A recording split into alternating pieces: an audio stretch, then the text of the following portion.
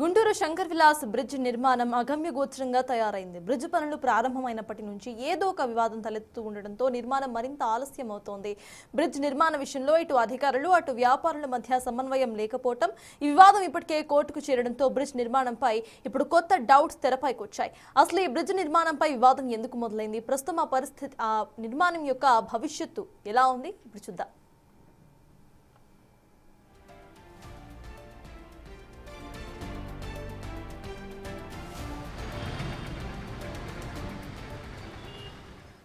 గుంటూరులోని కీలక ప్రాంతాలను కలిపేలా ఉంటుంది శంకర్ విలాస్ బ్రిడ్జ్. 1958లో రైల్వే ఓవర్ బ్రిడ్జ్ ను నిర్మించింది ప్రభుత్వం. శంకర్ విలాస్ హోటల్ ప్రాంతంలో ఈ బ్రిడ్జ్ నిర్మించడంతో క్రమేపీ శంకర్ విలాస్ బ్రిడ్జ్ గా దానికి పేరు వచ్చింది.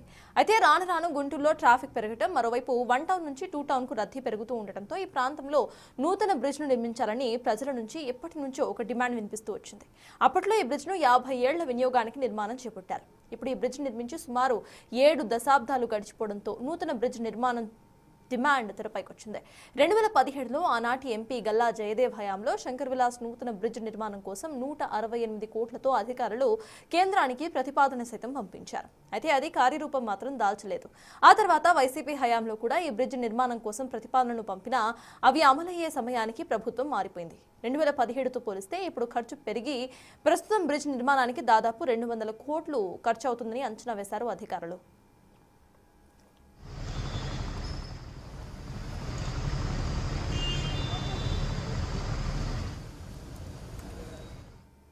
2024 ఎన్నికల తర్వాత కూటమి ప్రభుత్వం అధికారంలోకి వచ్చింది. ప్రస్తుతం గుంటూరు ఎంపీ కేంద్ర మంత్రి పెమ్మసాని చంద్రశేఖర్ ఈ బ్రిడ్జ్ నిర్మాణంపై దృష్టి పెట్టారు. కేంద్రంతో మాట్లాడి బ్రిడ్జ్ నిర్మాణానికి 98 కోట్ల రూపాయల నిధులు తీసుకొచ్చారు. దీంతో ఈ బ్రిడ్జ్ నిర్మాణం ఊపందుకుంది. అయితే ఇక్కడ వరకు బాగానే ఉంది. ఇక్కడ నుంచి అసలు సమస్య మొదలైంది. గతంలోనే ఈ బ్రిడ్జ్ కు 200 కోట్ల వరకు ఖర్చు అవుతుందని అంచనా వేస్తే ఇప్పుడు 98 కోట్లతో బ్రిడ్జ్ ఎలా సాధ్యమనే చర్చ స్టార్ట్ అయింది. ఆ చర్యల నడుమే ఉన్నట్టుండి గత 4 నెలల క్రితం అంటే ఆగస్టు 9న శంకర్ విలాస్ బ్రిడ్జ్ కూల్చివేతను సైతం ప్రారంభించేశారు అధికారులు. మరోవైపు అంతే వేగంతో నిర్మాణ పనులు సైతం ప్రారంభించేశారు. నూతన బ్రిడ్జ్ నిర్మాణం కోసం 134 మంది వ్యాపారస్తుల నుంచి భూములు సేకరించే ప్రక్రియ కూడా ప్రారంభించారు. వాస్తవానికి ఈ బ్రిడ్జ్ ను మొదట హిందూ కాలేజ్ నుంచి అంబేద్కర్ సెంటర్ వరకు కట్టాలని ప్రజల నుంచి పెద్ద ఎత్తున డిమాండ్స్ వచ్చాయి. కానీ కావాలని కుదించి ఈ బ్రిడ్జ్ నిర్మాణం చేస్తున్నారని విమర్శలు వస్తున్నాయి. ఈ బ్రిడ్జ్ ను ఏమాత్రం నార్మ్స్ పాటించకుండా పనులు ప్రారంభించేశారని, R&B నగరపాలక సంస్థ యంత్రాంగాలు ఎవరిష్టం వచ్చినట్టు వారు నిర్మాణ ప్లాన్స్ ను మార్చివేసి సర్వీస్ రోడ్లు లేకుండా చేస్తున్నారనే ఆరోపణలు ఇప్పుడు కనిపిస్తున్నాయి. అంతేకాకుండా దుకాణాలను కోల్పోతున్న వ్యాపారులకు చెల్లించాల్సిన నష్టపరిహారంపై కూడా ఇష్టారాజ్యంగా వ్యవహరిస్తున్న తీరుకు వ్యతిరేకంగా స్థానిక ప్రజలు, వ్యాపారులు హైకోర్టులో వేరువేరుగా పిటిషన్లు దాఖలు చేశారు. దీంతో ఈ వ్యవహారం మరింత ముదిరింది.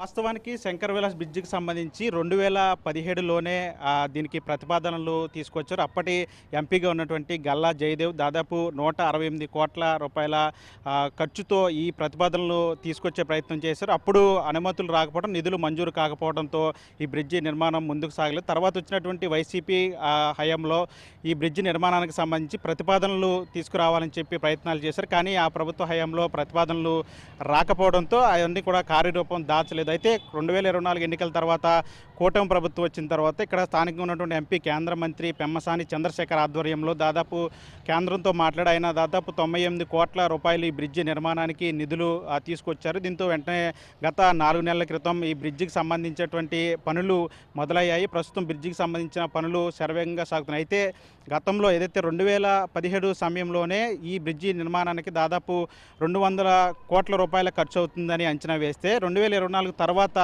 100 కోట్లతో ఈ బ్రిడ్జి నిర్మాణం చేపట్టడం ఏంటని ఒక ప్రశ్నలు వెల్లువెత్తుతున్న పరిస్థితి కనిపిస్తోంది. అయితే వీటితో పాటు ముఖ్యంగా ఈ బ్రిడ్జి నిర్మాణానికి సంబంధించి ఇప్పుడు ముఖ్యంగా ఎవరైతే ఆ బ్రిడ్జి నిర్మాణానికి సంబంధించినటువంటి నామ్స్ పాటించకుండా బ్రిడ్జి నిర్మాణాన్ని అడ్డగోలుగా చేస్తున్నారో అటు R&B అధికారులు, ఇటు మున్సిపల్ శాఖ అధికారులు సమన్వయం లోపంతో గందరగోళ పరిస్థితులు సృష్టిస్తున్నారంటే ఒక విమర్శలు వెల్లువెత్తుతున్న పరిస్థితి. మరోవైపు ఇక్కడ ఎవరైతే వ్యాపారస్తులు ఉన్నారో, భూములు ఇచ్చినటువంటి వ్యాపారస్తులను వారందరూ కూడా ఈ నష్టపరిహార విషయంలో లోపాలు ఉన్నాయని చెప్తున్నారు. మరోవైపు బ్రిడ్జి నిర్మాణానికి ముందే ట్రాఫిక్ మళ్లింపు సమస్య మీద పరిష్కారం చూపించకుండా బ్రిడ్జిని హడావిడిగా ప్రారంభించారో, దాంతోపాటు ఏదైతే ఇక్కడ ఉన్నటువంటి బ్రిడ్జికి సంబంధించినటువంటి నామ్స్ ఏవైతే ఉన్నాయో వాటన్నిటిని కూడా పాటించట్లేదు, సరైన అనుమతులు తీసుకోవట్లేదు అని చెప్పి పెద్ద ఎత్తున విమర్శలు వస్తున్న నేపథ్యంలో వాటి మీద కూడా రీసెంట్గా హైకోర్టుకు వెళ్ళడం, హైకోర్టు నుంచి కమిషన్లు వచ్చి ఇక్కడ పరిశీలన చేయడం, ఇవంతా కూడా పెద్ద ఎత్తున గందరగోళం తయారైన పరిస్థితి. దీంతో ఇప్పుడు బ్రిడ్జి నిర్మాణం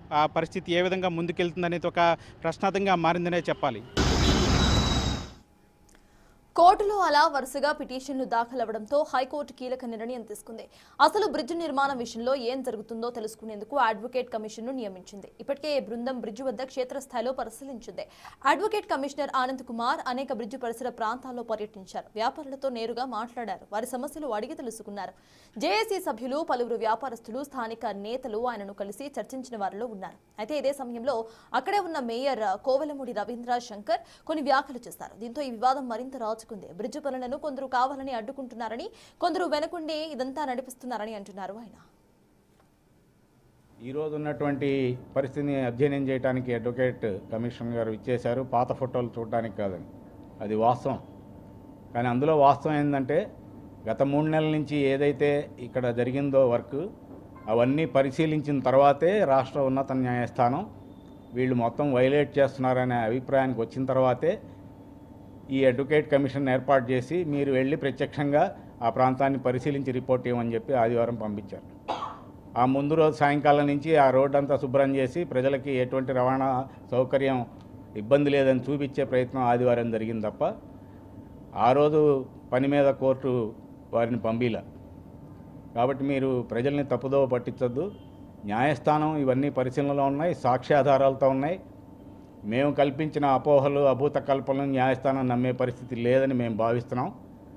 పక్కా సాక్ష్యాలతో అన్నీ ఉన్నాయి కాబట్టే హైకోర్టు అడ్వకేట్ కమిషన్ ఏర్పాటు చేసింది. గౌరవ మేయర్ గారు ఇంత సుదీర్ఘ అనుభవం ఉండి ఇటువంటి కామెంట్స్ చేయటం అనేది కరెక్ట్ కాదని మేము భావిస్తున్నాం. అదే సందర్భంలో ఆయన మాట్లాడుతూ దుష్టశక్తులు కొన్ని ఈ బ్రిడ్జ్ నిర్మాణాన్ని అడ్డుకునే ప్రయత్నం చేస్తున్నాయని కూడా చెప్పడం స్పష్టంగా ప్రజలందరూ విన్నారు. అలాగే అడ్వకేట్స్ని చాలా చులకన చేస్తూ మాట్లాడారు. ఫీజుల కోసం కొంతమంది లాయర్లు వ్యాపారస్తుల్ని ఉసిగొలిపి ఈ బ్రిడ్జి నిర్మాణానికి అడ్డుకోవటానికి కోర్టులో కేసులు వేశారని చెప్పారు. నేను ఇప్పటిదా చెప్పిన పాయింట్స్ అదే. వ్యాపారస్తులు ఎప్పుడైతే ఈ ప్రాజెక్టు మొదలైందో ఇండివిజువల్గా ఎవరు దారిన వాళ్ళు కోర్టుని ఆశ్రయించుకుని వాళ్ళు ఆర్డర్లు తెచ్చుకున్నారు. వారికి వాళ్ళు ఆశ్రయించిన కోర్టుకి వాళ్ళు వెళ్ళినటువంటి మార్గానికి జేఏసీకి ఎటువంటి సంబంధం లేదు.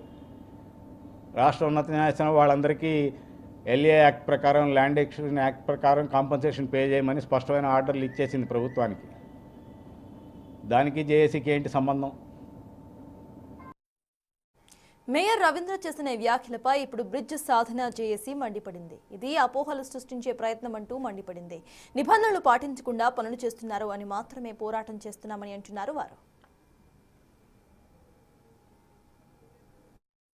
గౌరవ జడ్జి గారు ఈరోజు ఒక అడ్వకేట్ కమిషన్ ఇక్కడ వేసి అసలు వాస్తవ పరిస్థితులు మీరు మెజర్మెంట్స్ ద్వారా ఏమేం జరుగుతుందనేది తెలియజేయమనంగా గౌరవ అడ్వకేట్ కమిషన్ వారు వచ్చి వాస్తవాలని చూసి ఇక్కడ ఏం జరుగుతుందో తెలియపరిచారు.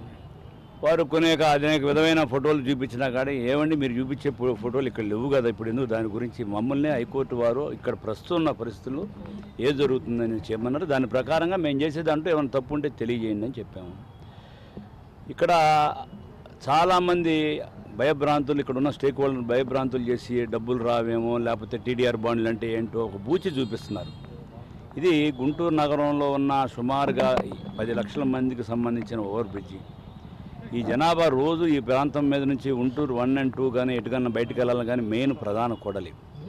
గౌరవ member of parliament Pemmasani Chandrashekhar గారు వచ్చిన తర్వాత అభివృద్ధిలో భాగంగా దీన్ని ఎట్లా అభివృద్ధి చేయాలని చెప్పి సెంట్రల్ గవర్నమెంట్తో ఆయన పోరాడి ఫండ్స్ తీసుకొచ్చి ఇక్కడ అభివృద్ధి కార్యక్రమం చేపడుతుంటే కావాలని కొంతమంది దుష్టశక్తులు ఆటంకవాదులుగా చేస్తుంటే మేము చాలాసార్లు అప్పుడున్న గౌరవ కలెక్టర్ గారు కానీ, గౌరవ కమిషనర్ గారు కానీ, గౌరవ మెంబర్ ఆఫ్ పార్లమెంట్ కేంద్ర మంత్రివర్యులు కానీ అనేక సార్లు మీటింగ్లు పెట్టి అనేక రకాలుగా వాళ్ళు చెప్పినట్టుగా ప్లాన్ యాక్చువల్గా అంతకుముందు మధ్యలో సింగిల్ పిల్లరే సార్ రానున్నలో మాకు రైల్వే అండర్ బ్రిడ్జ్ కూడా కావాలంటే కూడా ఆయన దానికి అనుగుణంగా మళ్ళీ ప్లాన్స్ చేంజ్ చేసి మరలా అనుమతి తీసుకొచ్చి మొదలుపెట్టారు.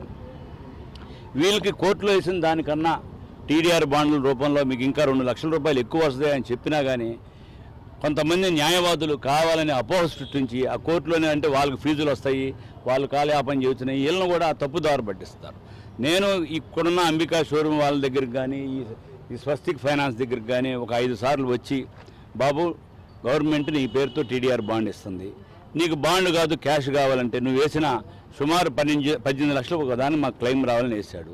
టీడీఆర్ బాండ్ రూపంలో నీకు 19,90,000 రూపాయలు వస్తుంది. అంటే నువ్వు హైకోర్టులో వేసిన దానికన్నా 1,90,000 రూపాయలు అదనంగా నీకు వస్తుంది. దీన్ని మీ అడ్వకేట్తో దీన్ని అర్థం చేసుకొని మీకు ఇబ్బంది లేకపోతే మీ అకౌంట్లో డబ్బులు వచ్చిన తర్వాత టీడీఆర్ బాండ్ మీద సైన్ చేయండి అని కూడా మేము ఆదేశాలు ఇవ్వడం జరిగింది. కానీ అడ్వకేట్లు వాళ్ళు ఫీజులు వాళ్ళని ఇబ్బంది పెట్టాలని, లేనిపోయిన ఇక్కడ డెవలప్మెంట్ ఆదుకోవాలని ఏదో ఒక మనసులో పెట్టుకొని దీన్ని చాలా అడ్డంకులు క్రియేట్ చేస్తున్నారు. ఇది మంచి పద్ధతి కాదు.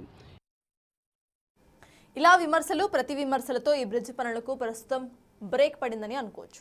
నష్టపోతున్న వ్యాపారస్తులకు సరైన పరిష్కారం చూపించకుండా పెడచెవిన పెట్టారనే ఆరోపణలు, నష్టపరిహారంపై టీడీఆర్ బాండ్లు తీసుకోవాలని వ్యాపారులపై ఒత్తిడి తెస్తున్నారనే ఆరోపణలు కూడా లేకపోలేదు. అలాగే అరండల్పేట, బ్రాడీపేట సర్వీస్ రోడ్డులకు సంబంధించి క్లారిటీ లేకపోవడం, బ్రిడ్జ్ నిర్మాణం కోసం స్థలాల విషయంలో రైల్వే శాఖ నుంచి సరైన అనుమతులు లేవనే విమర్శలతో బ్రిడ్జ్ నిర్మాణం ప్రశ్నార్థకంగా మారింది. మొత్తంగా శంకర్ విలాస్ బ్రిడ్జ్ నిర్మాణం విషయంలో అటు అధికారులు, పాలకులు, వ్యాపారస్తులు తలో మాట చెప్పడం విమర్శలకు తావితీస్తోంది.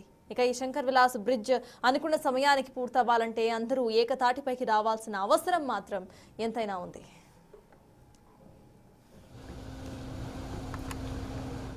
గుంటూరు శంకర్ విలాస్ బ్రిడ్జి ప్రస్తుత పరిస్థితి. ఎప్పటికైనా పాలకులు, అధికారులు, వ్యాపారస్తులు ఏకతాటిపైకి వస్తారా? ఎప్పటి నుంచి ఎదురు చూస్తున్నట్టు గుంటూరు ప్రజల చిరకాల వాంఛ శంకర్ విలాస్ బ్రిడ్జి పూర్తవుతుందా?